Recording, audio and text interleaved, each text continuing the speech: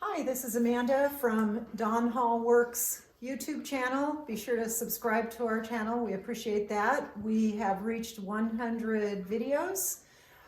Today what we're going to be doing is a double-walled vessel. This one is not glazed. This one is glazed. It gives you an idea of some neat possibilities.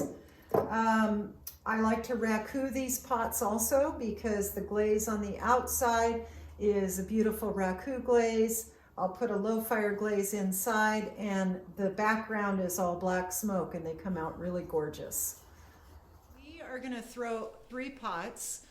Our goal is to have a double-walled vase, and one way I'm going to throw it is with 6 pounds of clay, and I'm going to split it and throw the center section and then pull the outside.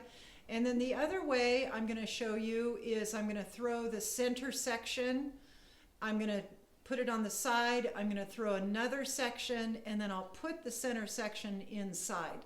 So we'll have 2 different examples of double-walled. Let's get to it. So what I'm going to do right now is I wedged 2 3-pound balls. And I thought I would just show you, if you ever have a difficulty with heavier clay, this is a way that you could actually throw bigger pieces, wedging 3 pounds and then stacking 3 pounds, and then you can throw the whole amount. So here we go. I'm going to show you how we do that. So we'll just get this centered. 3 pounds is usually pretty easy to center if you've been throwing for a while. Cone it up, press it down.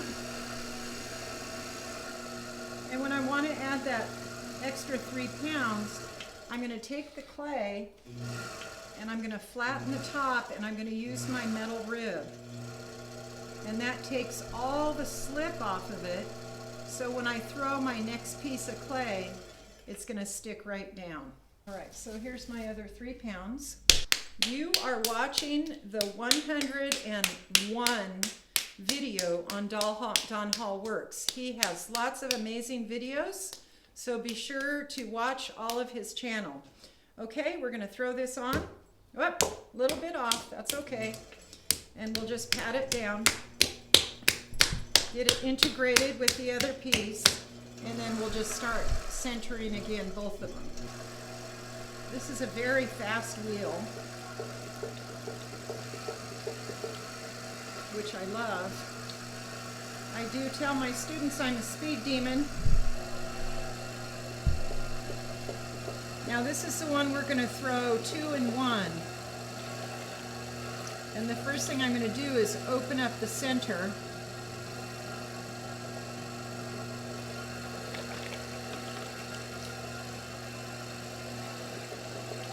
And I'm starting a little bit taller than I would normally because I don't want so much weight on the bottom. I want it to be a little more narrow. So we'll go ahead and open it up. And we'll just go to the standard 1/4 inch base.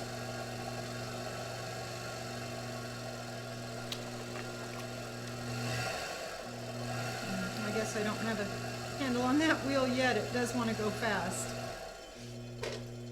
Maybe that'll help.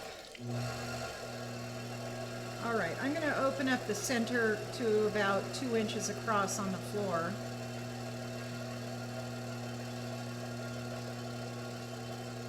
And then we'll check the thickness of the floor.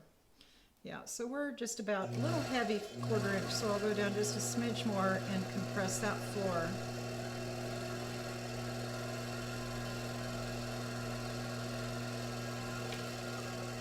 All right, so now we have this thick amount of clay here, and what we want to do is we want to split it up.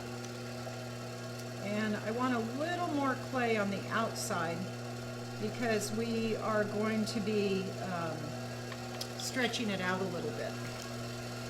And the one in the center is just going to go straight up.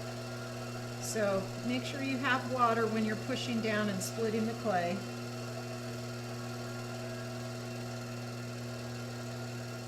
Otherwise you'll twist it. You could maybe use a tool in there, but when you get closer to the bottom, you don't want it.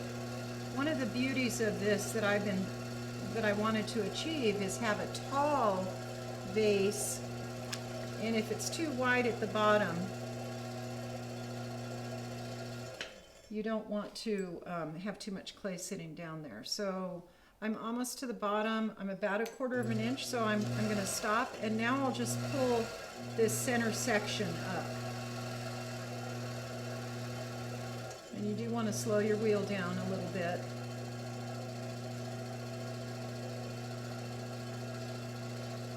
And I'm just going to make a nice tall cylinder.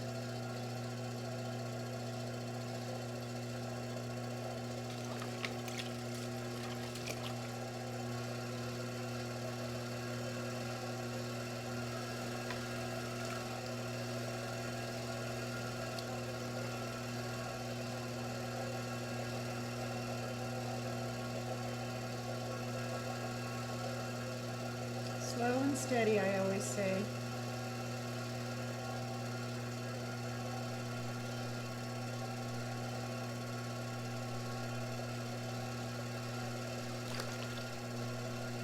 I think I'd like it a little bit taller, so I'm going to squeeze it in.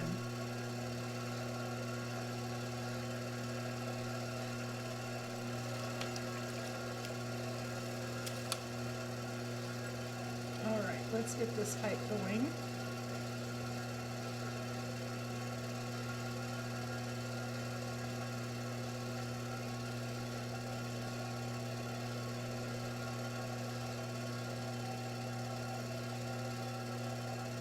And I'll keep a little thickness up on the top so that I can come back and flare it out.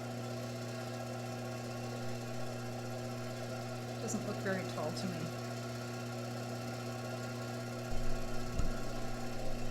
Okay. Now for the challenging part is to do the outside. So I'm going to make sure I get all that water out of the valley in there, out of the gully. To not weaken the clay.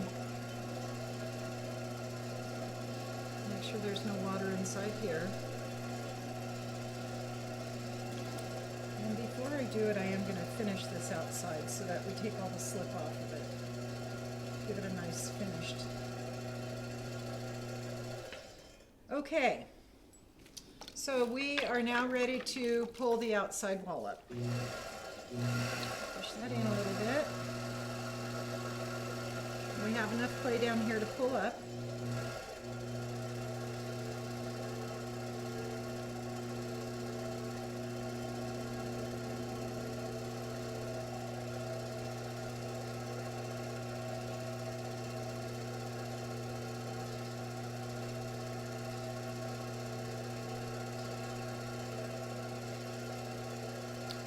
Okay, make another pull.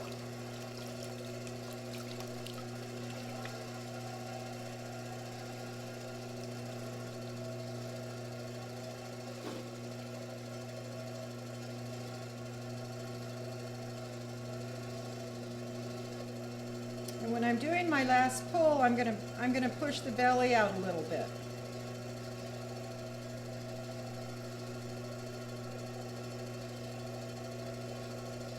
And now I want to squeeze the top in.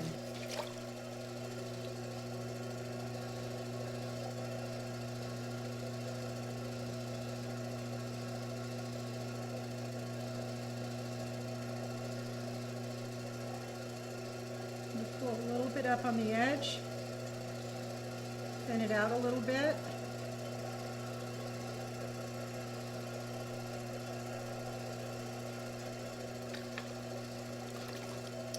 And looking inside, I want to make this a little bit taller.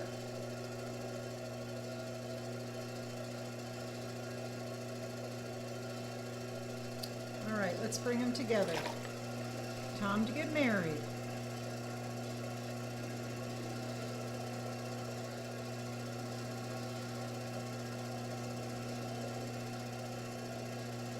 Another little squeeze.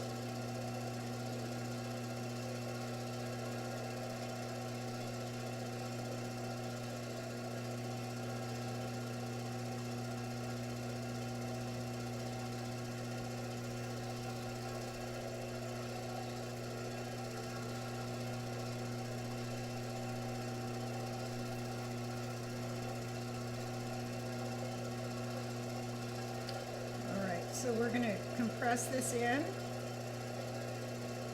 And I'm also pulling a little bit out with the inside pot to get everything melded in.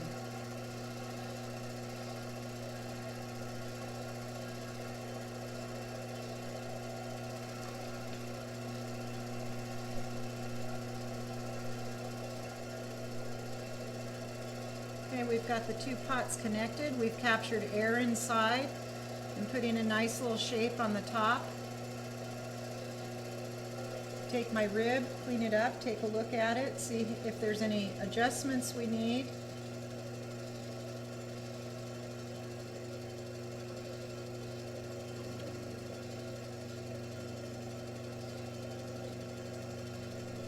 I may have to work a little bit on the seam where they connected just to get them very attached.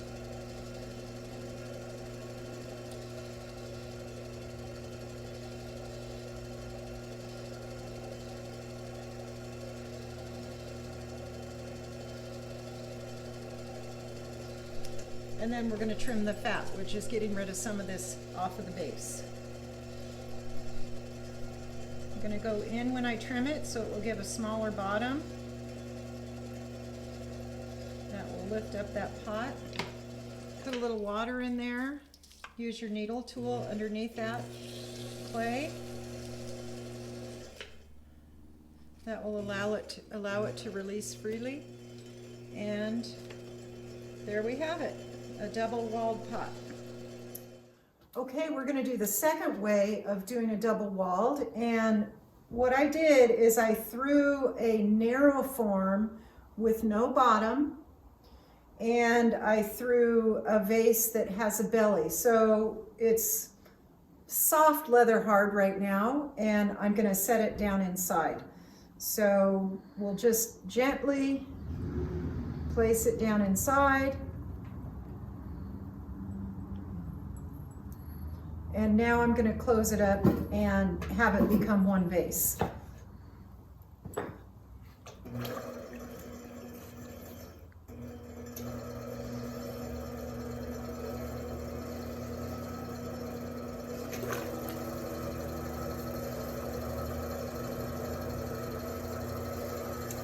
Because there's so much thickness in here, I'm going to go ahead and once it becomes one, I will go ahead and pull it up and make the neck a little bit taller.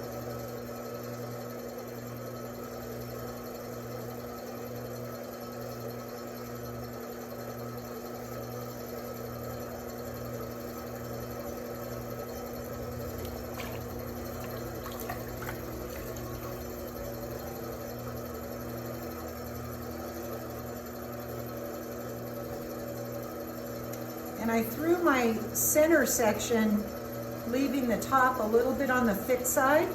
So I'm able to, now they've completely melded together, and now I can flare this out and make it a really beautiful vase up on top. Oh, I'm super excited about this.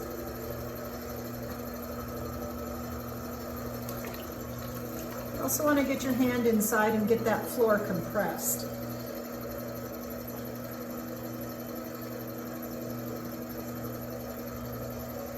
It's beautiful inside. I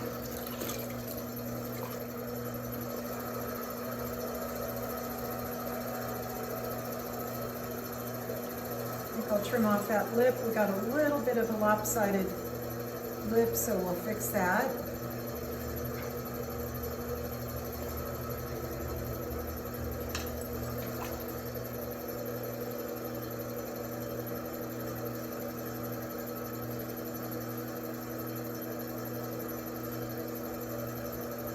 It on the dry side.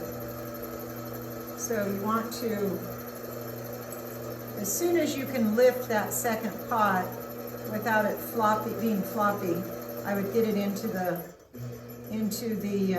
bigger vase.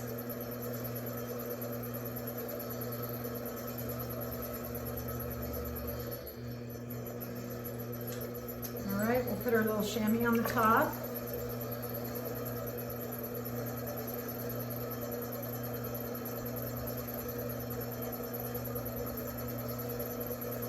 Again, flare it out just a little bit more.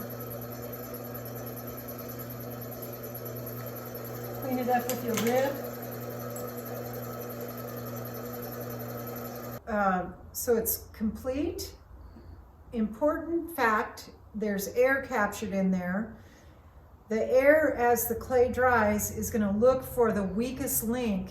So it's very important that you poke a hole in your pot. And it doesn't really matter where. What I like to do is I like to carve the outside layer so you could see the inside vessel. And so wherever I put my air mark, I'll go ahead and start carving there. So now the pot is together. The inside, you can see it through the background. And I'm just going to start cutting shapes. I tend to be a little basic. I think that I will look forward to seeing how creative you all are in this endeavor. But you'll cut it, and one of the things that I want to point out is that after I cut it, and I'll go all the way around, I come back with a needle tool, and I just angle that inside edge. It takes some of the weight away, and just makes it look a little bit cleaner. And after it's dry, I'll wipe it down with a sponge. So I hope to see your double-walled vessels. Thanks for watching Dawn Hall videos. Dawn Hall Works, and don't forget to subscribe.